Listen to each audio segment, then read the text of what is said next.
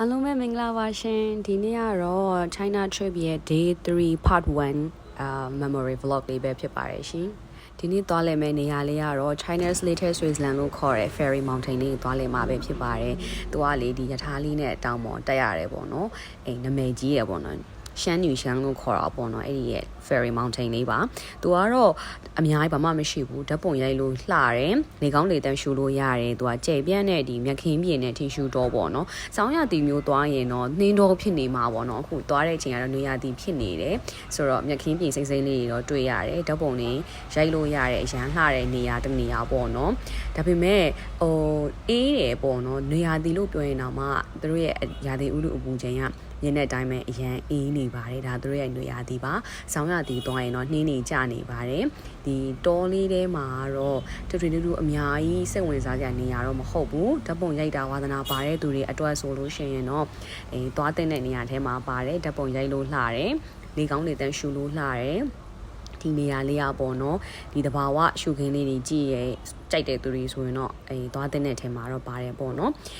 အများကြီးလည်းမပြောနေတော့ဘူးကိုယ်တိုင်ပဲလိုက်ကြည့်လိုက်ပါအောင်ဘယ်လောက်လှတယ်ဆိုတဲ့ဟာလေးကိုပေါ့နော်အဓိကကတော့ဒီသဘာဝရှုခင်းလေးတွေကြည့်ရတာကြိုက်တဲ့သူလေးနဲ့ဆိုရင်တော့တော်တော်လေးမှစိတ်ချမ်းမြေ့စရာကောင်းတဲ့နေရာလေးတစ်ခုပဲပေါ့နော်ဆိုတော့လိုက်ကြည့်လိုက်ပါအောင်သူအလေးလေးရလဲအေးလေးနဲ့သဘာဝရှုခင်းလေးရလဲလှဓာတ်ပုံရိုက်လို့ရှင်လဲအရန်ဟိုမှာလှတဲ့နေရာလေးပေါ့နော်စိမ့်ဆိုနေတယ်မြက်ခင်းပြင်းနဲ့ထီရှူတော်လေးရဲ့အလှကိုပဲလာကြည့်ရတာပေါ့နော်ဒီနေရာလေးကတော့တခြားဒီအများကြီး activity တွေတော့မရှိဘူးကင်မရာမန်တွေရှိတယ်ဓာတ်ပုံရိုက်လို့ရတယ်အလှဓာတ်ပုံရိုက်ကကြိုက်တဲ့သူတွေအတွက်ဆိုလို့ရှိရင်တော့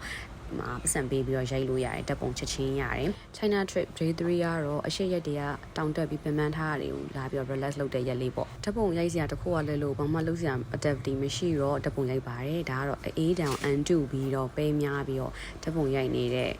ကျမပေါ့နော်ဘယ်လောက်တောင်ပဲများခြင်းလဲဆိုရင်ပုံထဲမှာကြည့်သိပါတယ်ဗီဒီယိုထဲမှာကြည့်လိုက်ပါဓာတ်ပုံရိုက်ရင်တော့တော်တော်လေးလှတယ် background လေးရောဒီအစိမ်းရောင်လေးတွေနဲ့ဒီတစ်တော်အုပ်လေးနဲ့ natural ဆန်ဆန်လေးပေါ့နော်ဝေးလေကောင်းလေးပေါ့နော်မမြင်ရလေပူလှလေဆိုတဲ့အတိုင်းပဲအဝေးကနေဓာတ်ပုံလေးရိုက်ထားပါတယ်ဆိုတော့ဒီနေ့ရဲ့ activities ကတော့ဓာတ်ပုံရိုက်တဲ့ activities တီးတန့်လိုမျိုးဖြစ်နေတာပေါ့နော်တရုတ်ပြည်ရောက်တုန်းလေးတရုတ်မလေးအဖြစ် TikTok လေးတစ်ဖြတ်လေးကလိုက်ပါသေးတယ်ရှင် Yeah 看见世界不是不想为你只是我们家对我少了一些甜蜜看似很正常的远距但透的距离我不知道该怎么对你也许是成长的关系我们是每个都告诉自己就是对我很依赖就是对我很无赖被别人不理睬可不可以你把我宠坏坏到我谁都不爱part 1 video လေးကတော့ဒီမှာပဲရက်လိုက်ပါမယ် part 2လေးမှာဘယ်နေရာကိုသွားပြီးတော့ဘာတွေလုပ်မယ်ဆိုတော့ဆက်ပြီးတော့စောင့်ကြည့်ပေးပါအောင်ရှင်အားလုံးပဲတတ်တာပါ